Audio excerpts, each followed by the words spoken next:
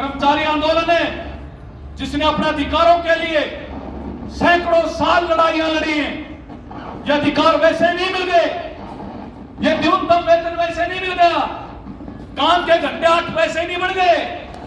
ये जो सुविधाएं हैं, चाहे रिटायरमेंट बेनिफिट है, ईएसआई है, पीएफ है, पेंशन है, ये अधिकार वैसे किसी ने खैरात में नहीं दे दिए। मजदूरों ने, कर्मचारियों ने एक एक कदम पे लड़ाई लड़ी है, शहादतें दी है।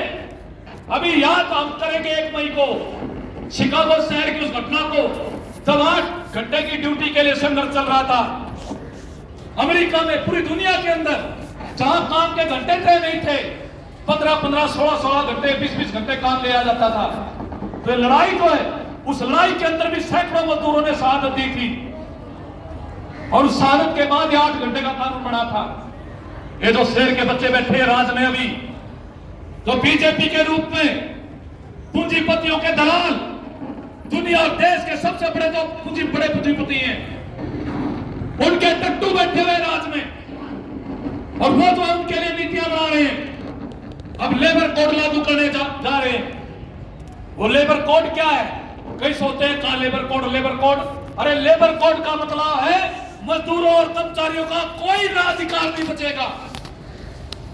इसका अर्थ यह है 100 साल में अपने देश में हमने जो हासिल किया है, अपनी लड़ाइयों से यूनियन बनाने का अधिकार, वो नहीं बचेगा। सामूहिक बार्गेनिंग का अधिकार, वो नहीं बचेगा। पक्की नौकरी का अधिकार, वो नहीं बचेगा। कच्ची नौकरी कभी भी रख लो, कभी भी निकाल दो, ये लिखा है लेबर कोड के अंदर। लेबर कोड के अंदर ये लिखा है ड्यूटी 8 घंटे की नहीं 12 घंटे की होगी। और जब वो ड्यूटी की बात लेबर कोड में की जा रही है, वो स्कीम वर्कर पे भी होगी, वो सफाई कर्मचारियों पे भी होगी। और ये भाई जो सर्व कर्मचारी संघ के नेतृत्व जो पक्के कर्मचारी में सोचो हमारी 8 घंटे की रहेगी, ड्यूटी के घंटे 12 अगर होंगे लेबर कोड में, तो कर्मचारियों की ड्यूटी भी 12 घंटे की एक शिफ्ट की होगी।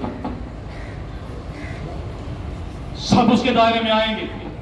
और 12-12 घंटे नहीं, कानून में लिख दिया कोई भी सरकार अगर चाहे 12 से 14 घंटे भी बढ़ा सकती है। सिंगल वेज मिलेगा आपको, बीच में केवल आधे घंटे का आपको ब्रेक मिलेगा।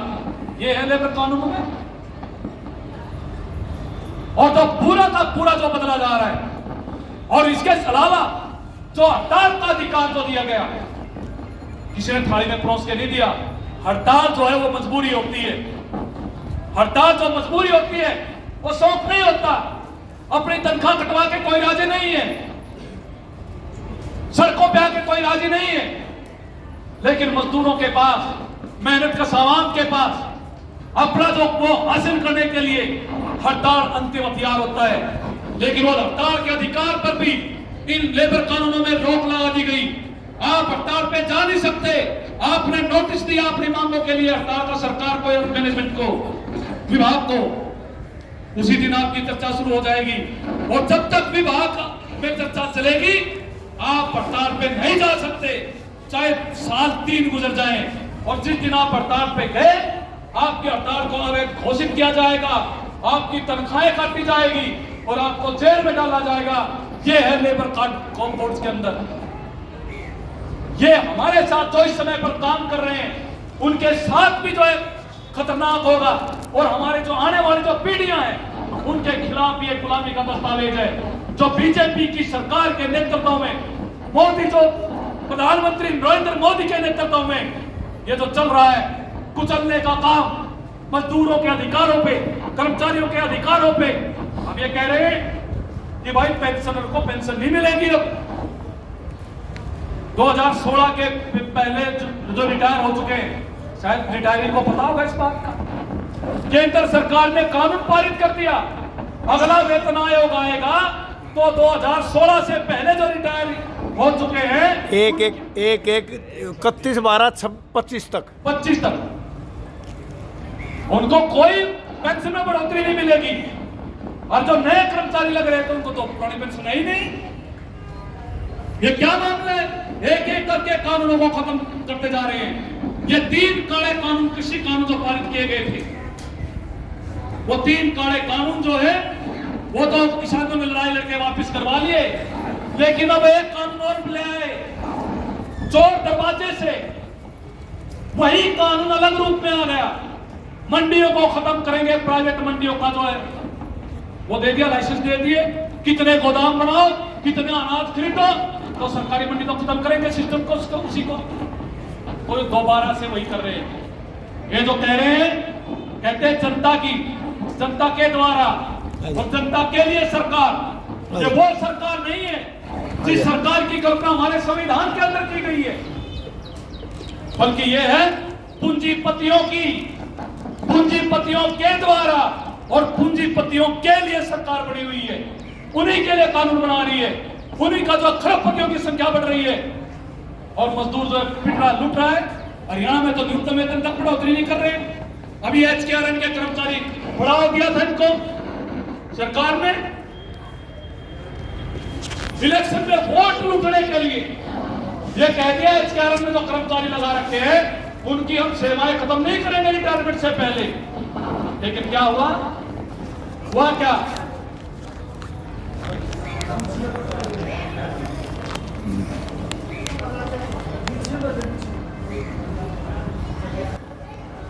एचकेआरएन के अंदर पहले 58 साल तक जो है आपकी